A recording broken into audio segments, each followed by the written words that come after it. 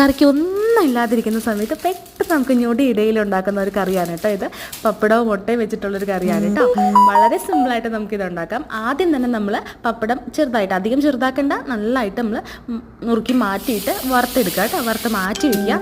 അതേ വെളിച്ചെണ്ണയിൽ തന്നെ, ഞാൻ ഇടയ്ക്ക് ഒരു പപ്പടം കഴിക്കുന്നുണ്ട് കേട്ടോ, അതേ വെളിച്ചെണ്ണയിൽ തന്നെ നമ്മൾ പച്ചമുളക്, സവാള, ഇഞ്ചി, വെളുത്തുള്ളി, വേപ്പില ഇത്രയും ഇട്ട് നന്നായിട്ട് വഴറ്റിയെടുക്കുക കേട്ടോ. അതിനുശേഷം ഒരു തക്കാളിയും കൂടി ചേർത്തിട്ട് നമ്മൾ വഴറ്റണം. തക്കാളി ഇടാൻ മറക്കരുത്. തക്കാളിയാണ് ഇതിൻ്റെ ടേസ്റ്റ് കൂട്ടുന്നത് കേട്ടോ. എനിക്കങ്ങനെ തോന്നിയിട്ടുണ്ട്. അതിനുശേഷം ഞാൻ ഒറ്റ പ്രാവശ്യം ട്രൈ ചെയ്തിട്ടുണ്ട്. എനിക്ക് ഭയങ്കരമായിട്ട് ഇഷ്ടപ്പെട്ടു. ഞാൻ ആദ്യമൊക്കെ വിചാരിച്ചു ഇതെങ്ങനെയാണ് ഉണ്ടാക്കുകയെന്ന്. പിന്നെ നമ്മൾ പൊടികളായിട്ട് മഞ്ഞൾപ്പൊടി, മുളക് പൊടി മാത്രം ഇടുക. അതിനുശേഷം വെള്ളം ഒഴിക്കുക. ഒരല്പം വിനാഗിരിയും കൂടി ഒഴിക്കുക. നന്നായിട്ട് തിളപ്പിക്കുക. പപ്പടം ഇടുക. വറുത്ത് വെച്ച പപ്പടം ഇടുക. അതിനുശേഷം മുട്ട കുത്തി ഒഴിക്കുക കേട്ടോ. മുട്ട കുത്തി ഒഴിച്ചിട്ട് നമ്മൾ ഇളക്കാൻ പാടില്ല. കുറച്ച് നേരം ഒന്ന് മൂടി വയ്ക്കുക. അതിനുശേഷം കട്ട കട്ടയായിട്ട് കിട്ടാൻ വേണ്ടിയിട്ടാണ്. തോരനായിട്ട് എടുക്കണമെങ്കിൽ എടുക്കാം, ചാറായിട്ട് എടുക്കണമെങ്കിൽ എടുക്കാം. അപ്പോൾ അടിപൊളിയായിട്ട് ഒന്ന് ട്രൈ ചെയ്ത് നോക്കണേ.